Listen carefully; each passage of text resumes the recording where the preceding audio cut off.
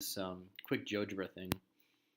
So there's a line that's not vertical, not horizontal, and those are our diagonal lines. There's a couple that you should be aware of at least, and I'll go through them, but I'm not as concerned with these as I am with the vertical, horizontal, x-axis, and y-axis. So again, you can see if we flip something over the x-axis that the point 4 comma 1 becomes 4 negative 1, 2 1 becomes 2 negative 1, and the point B up here, which is 4 3, becomes 4 negative 3. But what would happen if we flipped over a diagonal line that went right through the axes here, both axes, right through the middle? And it's line y equals x. And what you'll notice happens with the line y equals x is it would flip the shape diagonally here, and you can see this point 2 comma 1 is now 1 comma 2. So the points are just kind of flipping.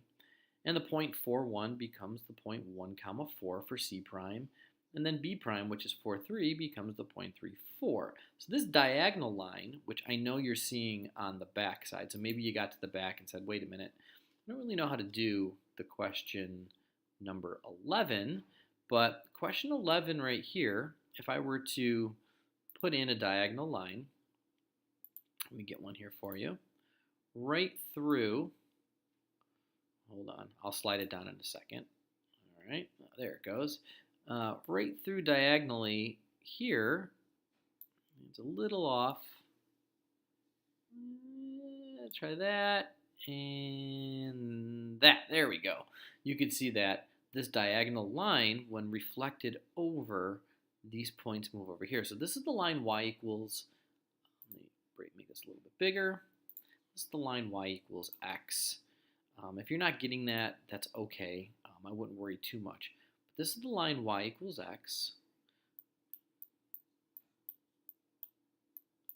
So you would say it's a reflection over the line y equals x. What you learned back in algebra was that if a line goes through the y-axis at 0, it has a y-intercept of 0. And this line has a slope of up 1 and over 1, up 1, over 1. So the slope is 1. So it's really y equals 1x plus 0, but we get rid of that stuff. And it's just y equals x. This one is just the opposite. This line right here goes through diagonally left to right here, diagonal from the top left corner down to the right corner, and this would be the line y equals negative x. Now, I'm not concerned with 11 and 12 at this point. I really am just concerned with the other ones here that I think you should be able to get. But anyways, I could talk more about this one when I come back, but it would be taking this line here and switching it so it goes from this corner right here to this corner right here. This is y equals negative x. All right, in number 13, this is the reflection over the y-axis, or you could say reflection over the line x equals 0, vertical line right here. In 14, we have a horizontal line that goes right through here. I'll just borrow this. Make sure it's whoops. Ew, do that. Borrow this. It's not going to cooperate. There we go. Make it horizontal. This will not cooperate with me either. So I'm going to do another one. We'll get this. Give me 1 second here. All right, so we've got the line that goes right through here. And let's do a little work with this line. Make it a little thicker so you can see it. And we'll change the color. Where is it there? Come on. No, bad. I want this one right here. There we go. And we'll change this to red. Okay.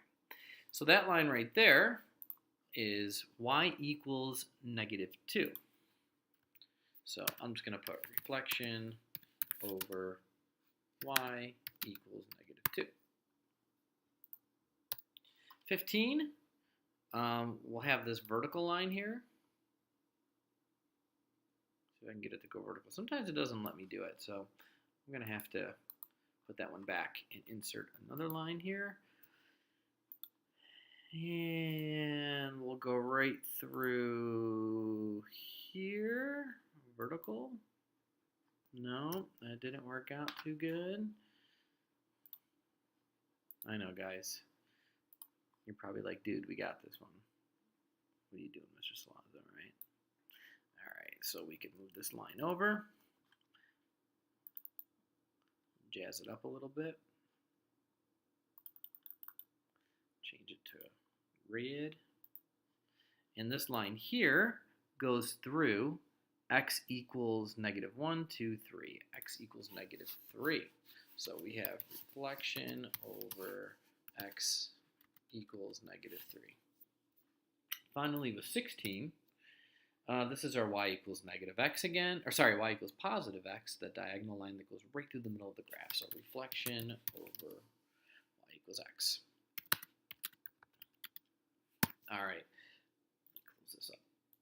Finally, down here at the bottom. So what you were seeing when I was on the graph grid here was we can reflect over the x-axis, and when you reflect over the x-axis, the points here simply go from 4, 1 to 4, -1. So when you flip over the x-axis, the only thing that's changing is the sign of this y value goes from 4, +1 to 4, -1.